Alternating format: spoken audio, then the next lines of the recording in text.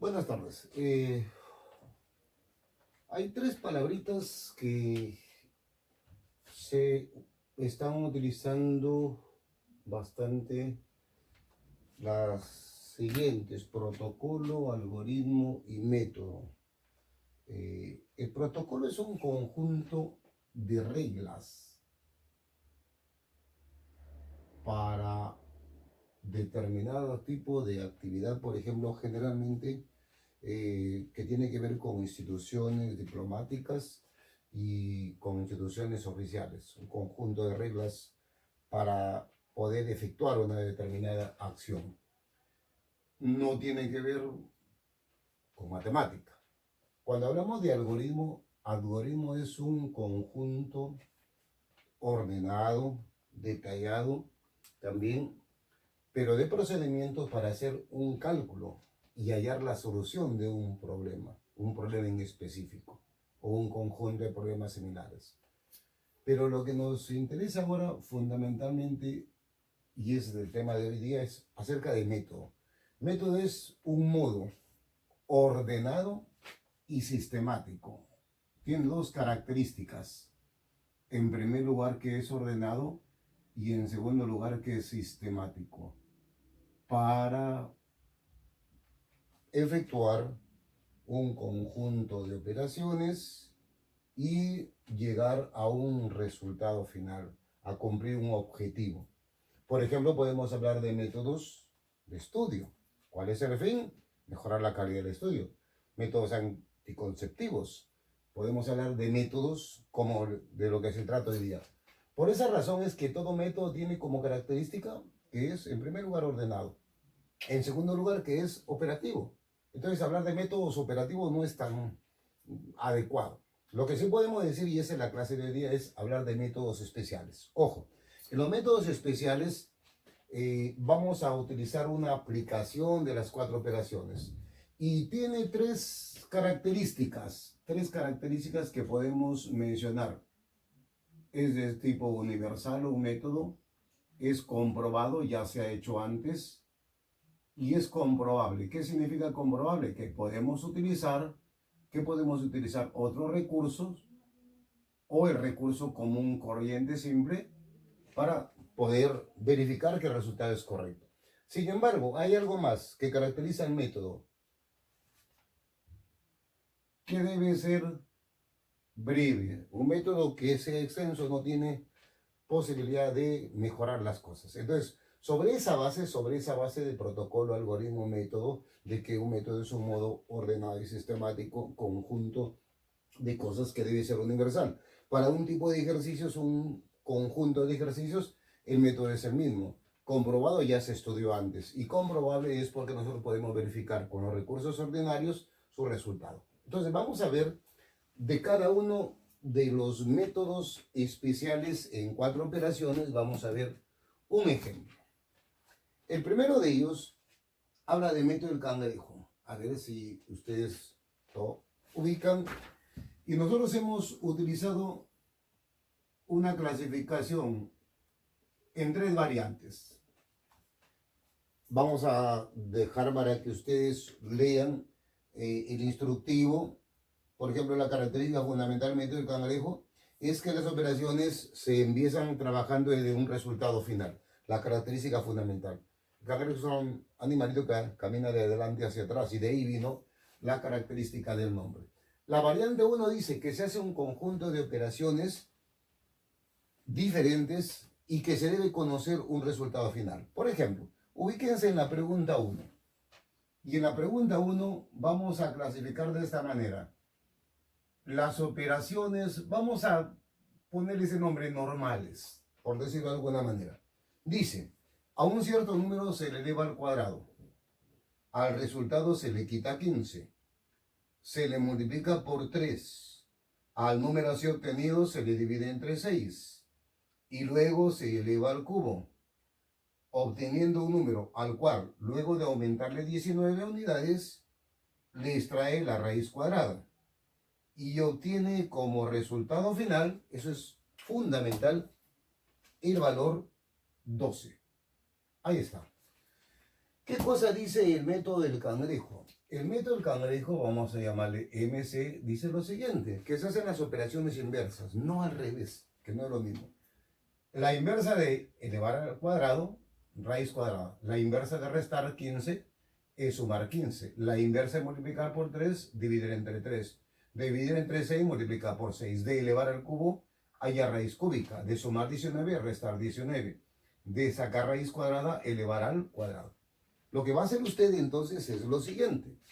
Como tiene el resultado final, ahora va a ingresar este número, como si fuera una computadora. 12 al cuadrado sería 144. 144 menos 19 es 125. La raíz cúbica de este número es 5. 5 por 6 es 30. 30 entre 3 sería 10. 10 más 15 es 25.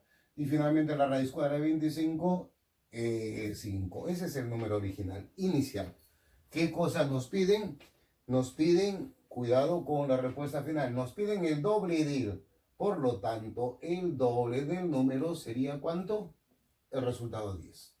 A ver, las operaciones ordinarias son las que se escriben, usted ya puede obviarlas, y colocar directamente, inmediatamente, puede obviar este paso de rojo, y pasar solamente a las operaciones utilizando el MC, método del cangrejo.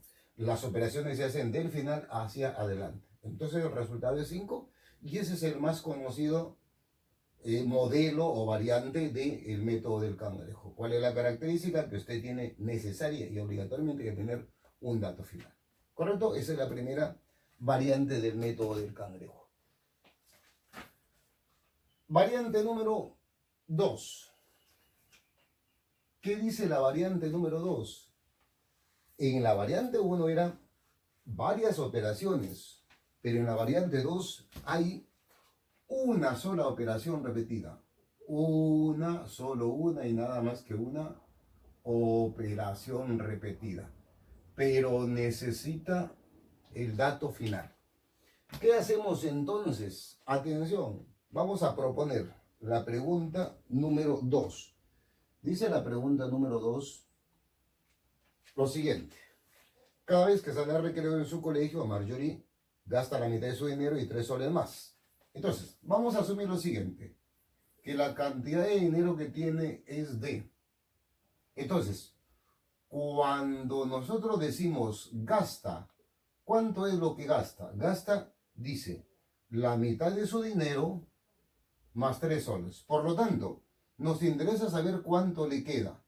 Y atención, por deducción simple, si gasta la mitad más 3, le queda la otra mitad menos 3 soles. Esto es lo primero. Se puede hacer directamente, solo que lo estamos detallando.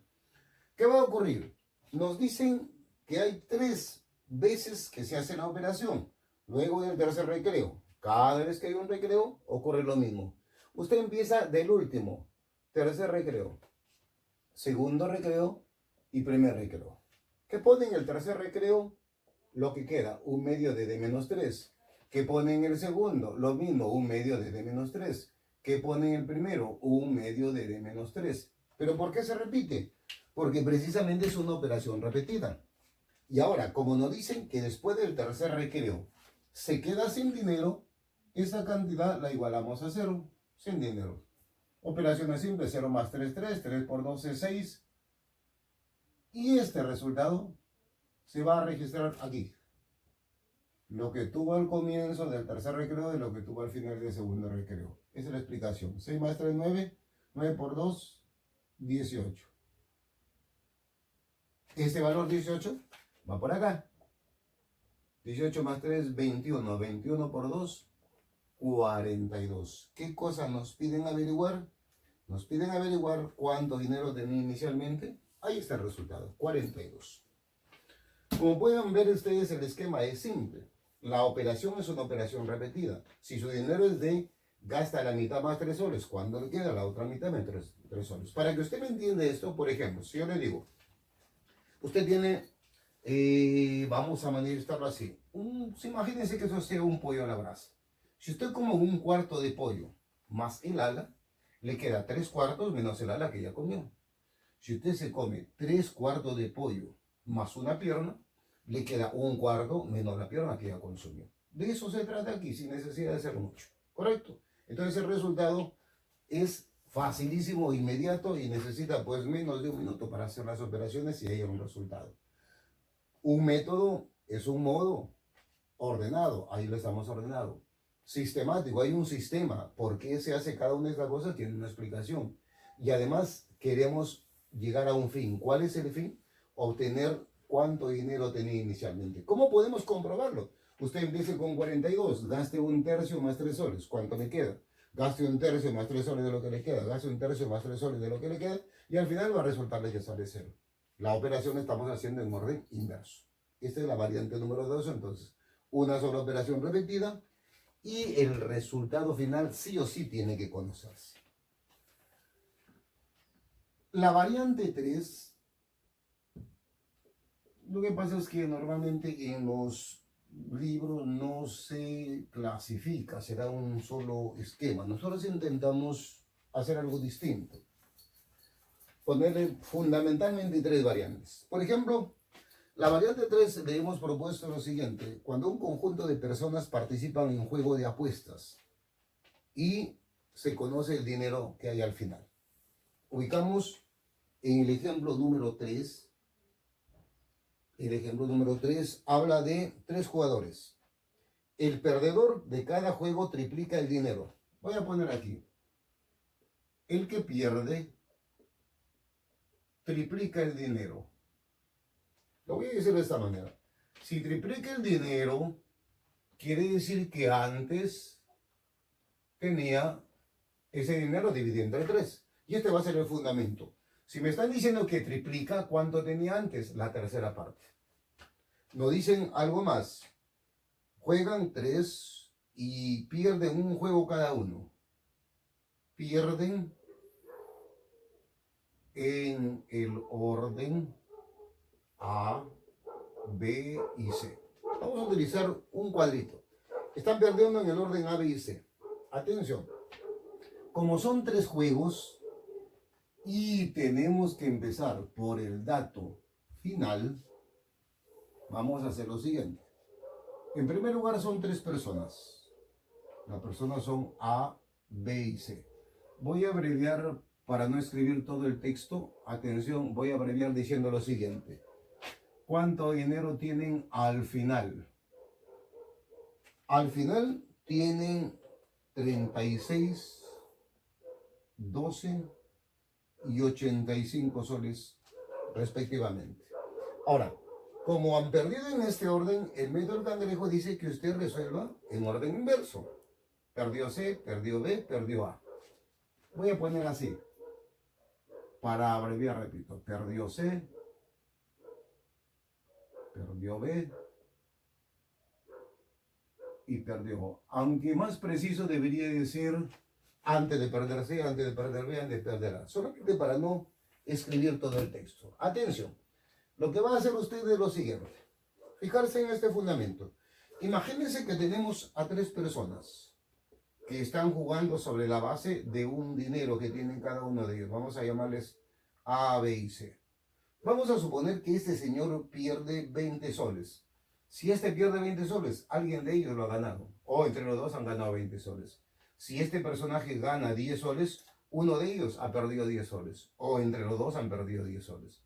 Por lo tanto, lo que intento decirles es que la cantidad total de dinero, el total de dinero nunca va a cambiar.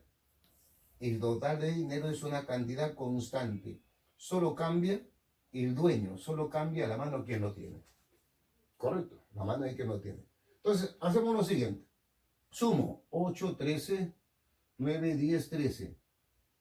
Al final la suma de los 3 va a ser 133. Cuando perdió C, 133. Cuando perdió B, 133. Cuando perdió A, 133. Por ejemplo, en los textos no se especifica esto. Nosotros le estamos proponiendo porque luego vamos a hacer operaciones y esto va a ser uno de los fundamentos. Cada vez que uno juega, pierda o gane, siempre cuando se sume la cantidad va a ser 133. Entonces, usted empieza de esta manera. Perdió C, voy a marcar de verde. Por acá perdió B. Por acá perdió A. Atención. Y aplicamos este criterio. Si dice que triplica el dinero, la persona que pierde le triplica el dinero, antes tenían la tercera parte. Cuando perdió C, al replicarle a la persona A, ahora tiene 36. ¿Cuánto tenía antes? La tercia, que es 12. Esto tenía la tercia, que es 4. Entonces la gran pregunta es, ¿cuánto tiene C? Fácil, 12 más 4 es 16. ¿Dónde está el resto de dinero? Lo tenía C. 13 menos 6, 7, 117. Pueden comprobar ustedes que la suma es 133. Cuando perdió C, le triplicó el dinero, ahora tiene 36, le triplicó el dinero, ahora tiene 12. Ahora va a ocurrir con B. Cuando pierde B, le triplica y tiene 12. ¿Cuánto tenía antes? La tercia, que es 4. ¿Cuánto tenía antes? 39. ¿Correcto? La tercera parte. Entonces, ¿dónde está el resto de dinero? 4 más 39 es 43. ¿De acuerdo? Por lo tanto, ¿dónde está el resto de dinero? Los 90 soles faltantes los tenía la persona B, 90 soles. Por último, cuando pierde la persona A, le triplica y tiene 90. ¿Cuánto tenía antes? 30. Le triplica, tiene 39. ¿Cuánto tenía antes? La tercia, que es 13. 30 más 13 es lo mismo, 43, como el anterior. Y va a quedar 90. ¿Dónde están esos 90? Los tenía la persona A. ¿Cuál es la pregunta? Dice cuánto tenía inicialmente la persona A. Respuesta, 90. Pero atención, suponga que por algún motivo usted no hizo bien las operaciones. Por algún motivo. Imagínense hacer de nuevo todo el esquema. Nuestra técnica consiste en lo siguiente. Una vez que usted termine el ejercicio, para comprobar que lo que ha hecho usted está bien, se hace algo simple. Control de calidad. La persona A tiene al comienzo 90 y terminó con 36 soles. Resto, 90 menos 36, 54. Si la persona tenía 90 y terminó con 36, quiere decir que perdió 54 soles. Vamos a ver ahora la persona B. Empezó con 30 y terminó con 12. ¿Qué le ocurrió a esa persona? Perdió. ¿Cuánto perdió? Perdió 18 soles. Finalmente la persona C comenzó con 13 y terminó con 85. Resto 85 menos 13. Y eso quiere decir que ganó 72 soles. Esta persona es la única que ha ganado. Al final ganó 72. ¿Cómo comprueba usted que es correcto? Fácil. La suma de los que perdieron debe ser igual a la suma de los que ganaron. ¿Cuánto es 54 más 18? 72. Los que perdieron, perdieron 72. El que ganó, ganó 72. Y todo queda en paz. Es decir, todos se han repartido el dinero de tal manera que han cambiado de mano nada más el dinero. Esta es una forma de comprobar que tampoco aparece en los textos. De repente por abreviar mucho más. Pero aquí le indicamos cómo comprueba usted que es correcto. La suma de los que perdieron es igual a la suma de los que ganaron. ¿Correcto? ¿Qué tienen de particular, qué tienen de general las tres variantes del método cangrejo? Primero, que se hacen operaciones del final hacia adelante. Y segundo, que necesitamos sí o sí el dato final. Si no tenemos el dato final no es aplicable. Aquí antes de continuar, una indicación. Primero se observa el ejercicio, el problema y luego se aplica el método. No es al revés. No es al revés. ¿De acuerdo? Yo no puedo colocar un problema cualquiera y ponerle un método cualquiera. Primero verifico si cumple los requisitos. Por eso cada parte de el variante del método del cangrejo tiene sus características. Si no cumple con esas características, no es aplicable. O en todo caso, no le serviría porque sería demasiado extenso.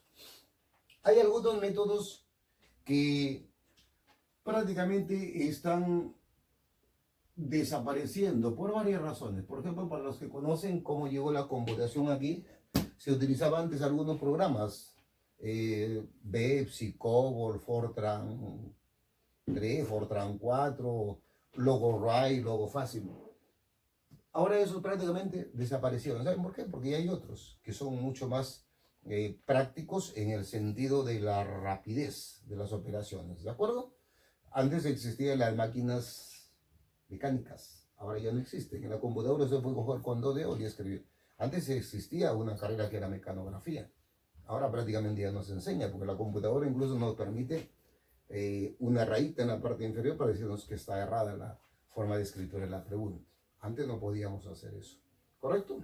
Entonces, van cambiando. Por ejemplo, uno de los métodos que en algún momento va a desaparecer es este, el del rombo. Ahí les detallo un conjunto de características de ese método del rombo, pero ¿por qué tenemos que explicar y enseñarlo? Incluso lo estamos enseñando desde primaria. Porque soluciona problemas de una manera bastante simple. Atención, ahí están las características, pero se las resumo.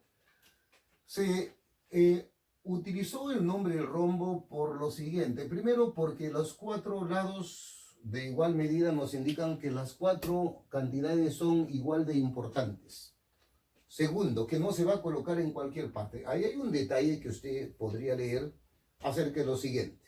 En el ejemplo, dice 4. Kevin tiene 34 animales entre gallos y conejos. La primera característica es que tienen que haber dos especies diferentes. En este caso, las especies gallos y conejos son bípedos, cuadrúpedos. No funcionaría si ambos son bípedos, si ambos son cuadrúpedos. No funcionaría si usted no tiene esa característica. Ahora, ¿cómo vamos a colocarlo? Por ejemplo, el total de elementos va al lado izquierdo. Usted no va a cambiar. Es esquemático ese procedimiento. Cuando hablamos de gallos y conejos, la diferencia, entre otras cosas, es que unos son cuadrúpedos, en este caso los conejos, 4 patas, y los otros son bípedos. No puede utilizar usted otra diferenciación. No puede hablar, por ejemplo, de mamíferos o vivíparos, etc. No es esa. La característica es que las especies se diferencian en algo. En este caso, el número de patas o extremidades. ¿Correcto? Y a la derecha, si este 4 habla de extremidades, 2 extremidades, tiene que ir el total de extremidades o patas. En este caso, vendrían a ser 100. Ese es el esquema. Usted no puede cambiarlo sencillamente porque le crearía un conflicto. Es como, por ejemplo, quien sabe algo de música. Hay gente que toca la guitarra en perfil contrario, perfil cambiado. Entonces las notas musicales van a ser las mismas, pero diferente la posición de los dedos. Observe usted aquí, como 2 se refiere al número de gallos, la solución siempre se va a referir a esto, los que hay en la parte inferior. Y el esquema no va a cambiar, va a ser por menos, acá atrás una flechita, menos. Este es un esquema para evitar utilizar ecuaciones, para evitar usar variables. ¿Cómo va a resolver usted?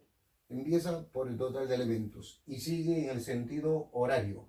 34 por 4 menos 100. Y ese resultado se divide entre la diferencia vertical, entre 4 menos 2. De modo que usted va a obtener 136 menos 100 sobre 2. 36 sobre 2. Y esto sería 18. ¿18 qué? 18 gallos. ¿A usted qué le están preguntando?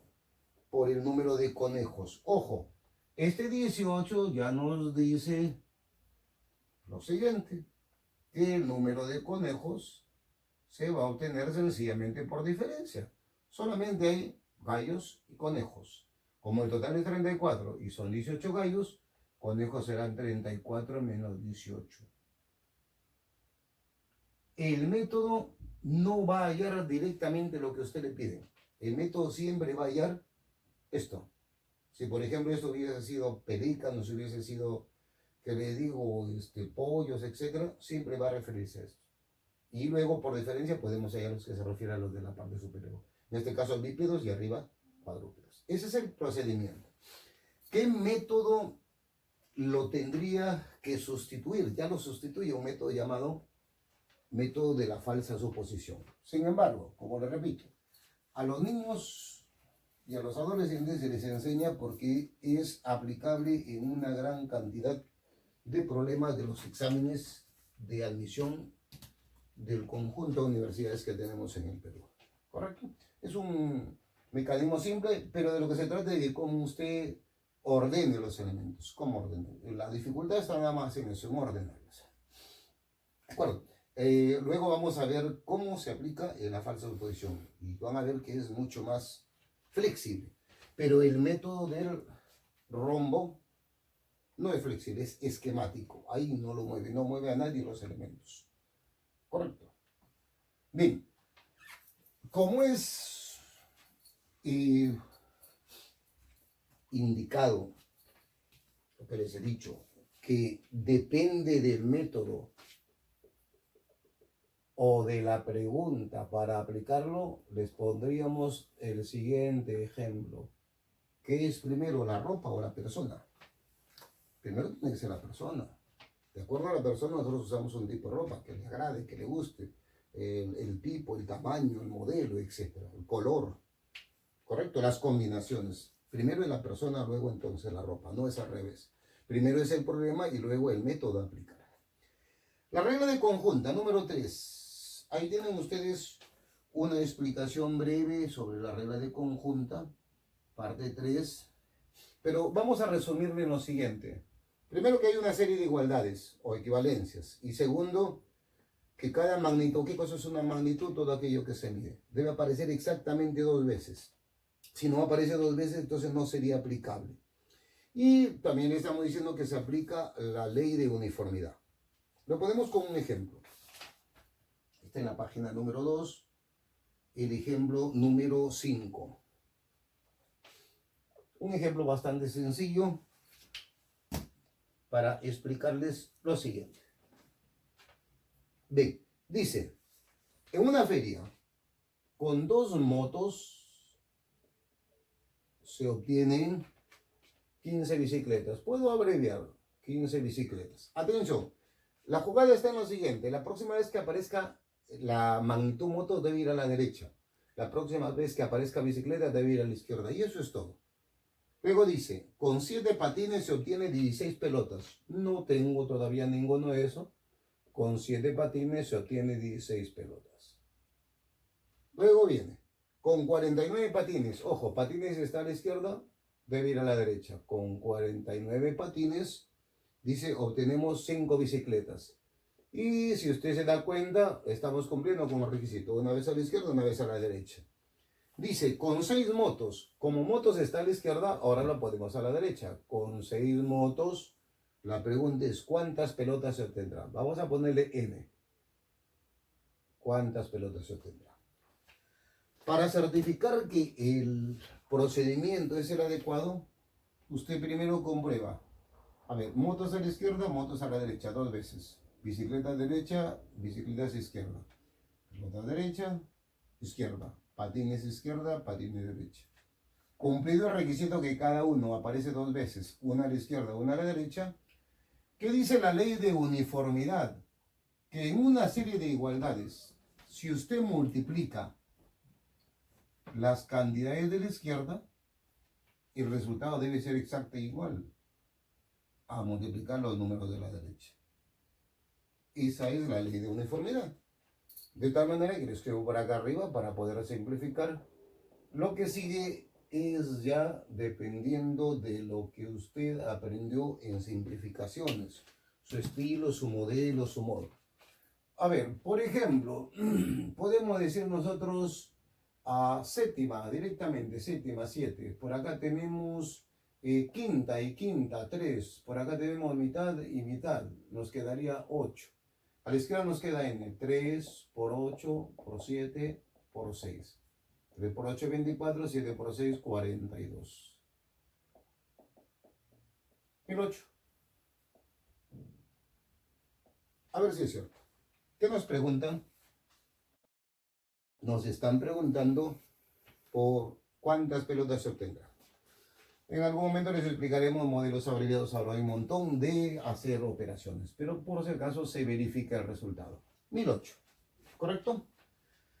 La regla de conjunta es un conjunto de equivalencias o igualdades que nos permiten que cada una aparezca 2 veces, ni más ni menos, y que debe colocarse una vez a la izquierda o una vez a la derecha. Yo lo estoy tomando tal como aparecieron los datos, pero solamente se hizo un cambio en patines y bicicletas. Nada más. Lo demás, en forma natural, se mantiene correcto.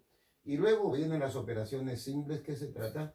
¿De qué se trata? De simplificaciones. Correcto. Es el método de la regla de conjunta. Otro de los procedimientos que prácticamente quedan en desuso es el que se ha llamado hace mucho tiempo método del rectángulo. Nosotros le damos ahora otro nombre que resume una mayor amplitud. En este caso, vamos a ponerle el rectángulo. Método de la diferencia total y unitaria. De la diferencia total y unitaria. Aquí, por ejemplo, se empezó con una aplicación de economía, porque en ese método se tienen dos variantes de una misma operación económica, financiera. Para recordarles, el término económico, el término financiero tiene que ver con el uso, apropiación, cambio de bienes, servicios que cubren necesidades de cualquier tipo. Entonces nosotros lo que vamos a hacer es resumir de la manera siguiente. Voy a escribir el ejemplo número 6. El ejemplo número 6 dice, para comprar 12 lapiceros. Ejemplo número 6. Voy a poner aquí, si la persona compra 12 lapiceros, si compro, estamos hablando en primera persona, si compro 12 lapiceros, ¿qué va a ocurrir? Dice, me faltan 19 soles. Y luego dice, pero si compro 8 lapiceros, si compro 8 lapiceros, me va a sobrar 9 soles.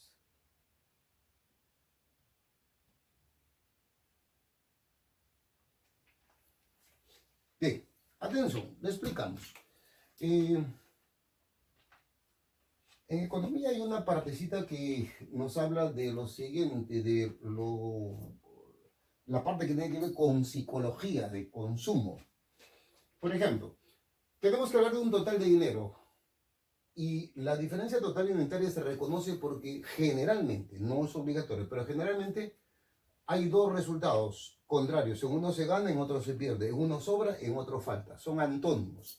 En este caso está faltando y en el otro caso está sobrando. El método del rectángulo a veces fallaba en su aplicación porque nosotros no sabíamos si se sumaba o se restaba. Pero aquí va a ser más cómodo. Atención a lo siguiente. Si en vez de comprar 12 lapiceros estoy comprando 8, quiere decir que estoy comprando 4 lapiceros menos. Al comprar 4 lapiceros menos, lo que me faltaba ya no me va a faltar. Y más bien me va a sobrar 9 soles. Quiere decir que ahorro 19 más 9, 28 soles. Cuando compro 4 lapiceros menos, dejo de gastar 28. ¿Cómo? ¿Por qué lo sumo? Por eso le decía, economía siempre. Antes me faltaba 19, ahora me sobra 9. ¿Correcto? Son 4 lapiceros menos y gasto 28 soles menos. Por lo tanto, el costo de un lapicero tiene que ser 28 entre 4, que es 7 soles. Así se halla el costo de un lapicero. Ahora, si nos piden también la cantidad de dinero, podemos hacer lo siguiente, utilizar cualquiera de los dos renglones, cualquiera. Yo utilizaría el más cómodo, el más pequeño, aquí ve. Para hallar la cantidad de dinero digo lo siguiente. Si compro 8 lapiceros al precio de 7 soles, estaría gastando 56 soles. Pero en ese caso, me sobra. ¿Qué significa sobrar? Tener de más. ¿Cuánto me sobra? Me sobra 9 soles. Lo que quiere decir que ¿cuánto tengo? 65 soles. Usted me dirá, ¿y qué tal si hubiese utilizado el otro procedimiento? O mejor dicho, hubiese utilizado el otro renglón, va a salir lo mismo. Para comprar 12 lapiceros al precio de 7 soles, gastaría 84 soles, pero no tengo esa cantidad de dinero. Tengo menos porque me falta 19. ¿Cuánto tengo? 84 menos 19. Ahí está. Verificado. En cualquiera de los dos casos el resultado es el mismo. ¿Correcto? El método de la diferencia total unitaria sustituye al método del rectángulo. Incluso en el método rectángulo, cuando estas cantidades, por ejemplo, se las daban como incógnitas, por decir X, 2Y, 4Z, nos creaba un conflicto. Pero aquí no, porque es simple. Hacemos la comparación. Al comprar 12, compro 8. Estoy comprando menos. Me faltaba, ahora me sobra. Imagínense ustedes peso. Me faltaba peso, ahora me sobra. Quiere decir que tiene exceso. Correcto, tengo que sumar 19 más 9. Eso es el resultado de 28. Si fuesen iguales, se restaría. Si en ambos falta, restarían. Si en ambos sobra, se restaría. Correcto. Pero el procedimiento nos dice los dos resultados. La cantidad de dinero y lo que nos significa cuánto cuesta cada uno de los elementos. Ese es el método antiguamente llamado de rectángulo y ahora de la diferencia total y unitaria. Vamos a rematar con el de la falsa suposición. El método de la falsa suposición parte de eso, de que nosotros, atención, vamos a utilizar un elemento, un dato que sabemos, estamos convencidos que es falso o que no sabemos si es falso, pero se puede llegar a la verdad y se llega a la verdad. Lo que pasa es que la falsa suposición tiene dos variantes. En el método de la falsa suposición hay dos variantes y nosotros le hemos puesto lo siguiente. Uno, la falsa suposición simple. Y esa se va a aplicar cuando hay dos especies y tienen que ver con el método del rombo. Sustituye el método del rombo. Entonces, vamos a ver el ejemplo de la pregunta número 7. Escribo los datos. Atención. Dice, tengo 50 billetes. Esos billetes son de 10 soles y billetes de 50 soles. Voy a utilizar para pagar una deuda de 780 soles. Y lo que me preguntan es, ¿cuántos billetes son de 10 soles? ¿Cuántos billetes son de 10 soles? Voy a poner las alternativas.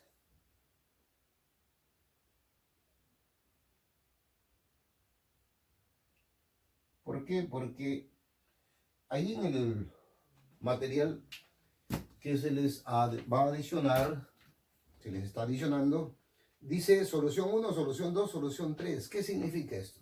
Miren, lo más recomendable es lo siguiente. Usted tiene billetes de 10 y de 50. Parte de los que tienen mayor valor. Y va a partir de un supuesto ultra falso. Supuesto que todos los 50 billetes, todos son de 50 soles. Todos los billetes son de 50 soles. ¿Correcto? Que los 50 billetes son de 50 soles. Que es absolutamente falso porque ni siquiera están las alternativas. El de 10 soles no estaría. El de 50 tampoco estaría. Atención.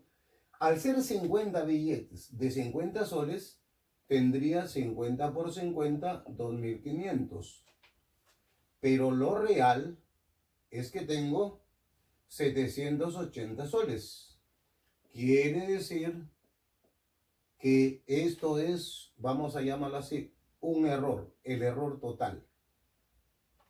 Imagínense usted lo siguiente, para que me entienda, que hay una fiesta que usted está contabilizando, hay 50 personas, unos pagaban 10 y otros 50 soles. Usted supone que todos los que han entrado pagaron 50 soles y debería tener 2.500 soles, pero realmente tiene 780. Hay un error de 1.720. ¿Y eso por qué? Porque hay un error unitario. ¿Cómo así? El error unitario es el siguiente. Cuando usted un billete de 10 lo convirtió en 50, se está equivocando en 50 menos 10, 40. Se está equivocando en 40 soles. Por lo tanto, divido 1.720 entre 40. El error total entre el error unitario.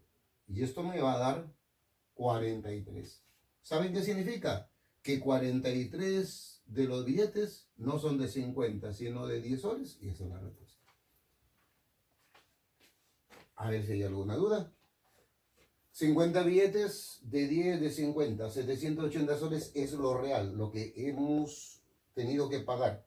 ¿Cuántos billetes son de 100 soles? Aquí aparecen las alternativas. Cuando yo supongo que son 50 billetes, hay un total de 2.500. Lo contrasto y lo real es 780. El error total sería 1.720. El error unitario es 40. Por lo tanto, divido y estos 43 significa que son los billetes errados que yo he contabilizado de 50. Si no son de 50, ¿de qué son? De 10 soles. Eso sería la solución 1. Ojo, la solución 1. Pero ¿qué va a pasar cuando queremos utilizar otra forma? Yo le pongo solución 3, aunque hay un montón. Pero vamos a ponerles un ejemplo. Imagínense que usted escoge cualquiera de ellos. Aun cuando no estén las alternativas. Por ejemplo, para que usted lo compruebe con una de las alternativas, voy a tomar el 26. Mi supuesto va a ser esto. Que son 26 billetes de 10. Si son 26 billetes de 10 y el total es 50, quiere decir que serían 24 billetes de 50. ¿De acuerdo? Son 26. Aquí fue más cómodo, más rápido, directo, inmediato. Pero haciendo esto, 26 por 10 sería 260. 24 por 50 sería 1200. Lo que quiere decir que debería tener 1460. Pero atención, lo real es que tengo 780. Esto no cambia. Tengo que pagar 780. Por lo tanto, esto es el error total. Al suponer 26 de 10, mi error total ha sido 680. Y atención, el error unitario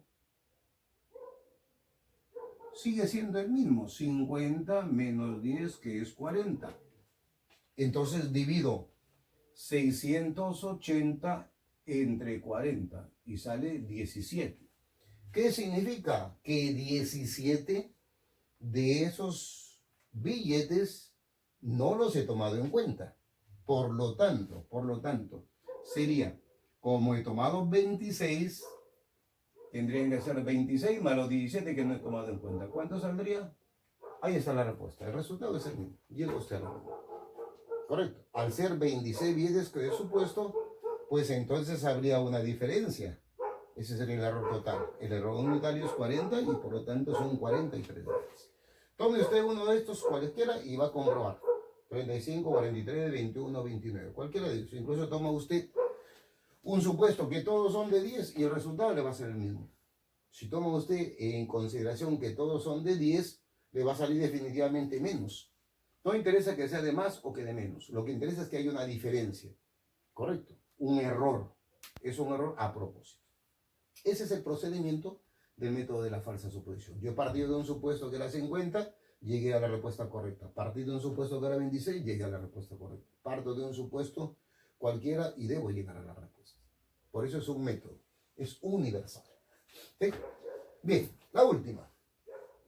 Este último de la falsa suposición doble es el más de repente amplio de todos y el menos utilizado. Pero vamos a tratar de explicarles el ejemplo con el punto de partida de los datos. Voy a anotar los datos, está en la pregunta número 8. Pregunta número 8. Atención. Voy a poner aquí datos. Bueno, adelanto. Se llama doble cuando intervienen 3 especies. Doble cuando intervienen 3 especies. La simple intervienen 2. Estos son los datos. Voy a escribirlos. Asisten 23 personas a una función. Dice un varón. Aquí son los pagos. Pagó 30 soles. Una mujer pagó 20. Y un niño, recordando la época que parece muy antigua de las funciones en masa. Ahora, un dato importantísimo. El número de mujeres, dice, es el doble que el número de niños. Este es un dato importantísimo. El número de mujeres es el doble que el número de niños. Se recaudó en total 450 soles. La pregunta es cuántos varones asistieron. Bien, vamos a terminar estos métodos diciéndoles que de repente en algunos casos no va a ser tan cómodo, pero practicándolo se les va a hacer mucho más fácil. Atención, empecemos de esta manera. ¿Cuáles son las tres especies? Las tres especies están aquí, ve. Varones, mujeres, niños. Tres especies. Y la primera pregunta va a ser esta. En este dato que le he puesto en un recuadro, ¿cuál de las especies no aparece? Tenemos especies de mujeres y tenemos la de los niños. No aparece la especie varones. Entonces, el método consiste en lo siguiente.